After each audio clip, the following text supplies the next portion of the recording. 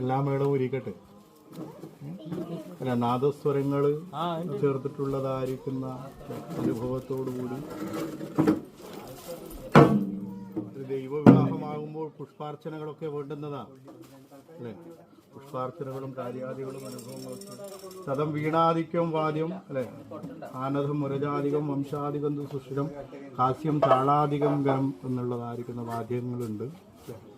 വീണ പോലെയുള്ളതായിരിക്കുന്ന തന്തുവാദ്യങ്ങളും മുഖം തുകിലുകൊണ്ട് ചേർത്ത് കെട്ടിവെച്ചിരിക്കുന്നതായിരിക്കുന്ന ആനന്ദം മുരജാധികം എന്നുള്ളതായിരിക്കുന്ന വാദ്യങ്ങളെ കൊണ്ടും സുഷിരവാദ്യങ്ങൾ അല്ലെ, കൊമ്പ് കുഴൽ എന്നുള്ളതായിരിക്കുന്ന സുഷിരവാദ്യങ്ങളെ കൊണ്ടും ഘനവാദ്യം എന്ന് പറയുന്നത് മറ്റു പൂജകൾ നടത്തുന്നതായിരിക്കുന്ന ക്ഷേത്രങ്ങളിൽ മാരാറ് അല്ലെ, കിഴക്കൻ്റെ വീണന്തരവനെടുത്ത് വഴക്കം ചെയ്യുന്നതായിരിക്കുന്ന ഇതാണ് ഘനവാദ്യം.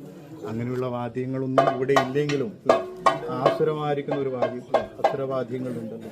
അസുരവാദ്യത്തിൻ്റെതായിരിക്കുന്ന ശബ്ദത്തിനകത്ത്, ആ താളത്തിനകത്ത് എൻ്റെയും ചെമ്മരത്തിയുടെയും ഉള്ളതായിരിക്കുന്ന വിവാഹത്തെ ഞാൻ ഭംഗിയായിട്ട് സ്വീകരിക്കാം.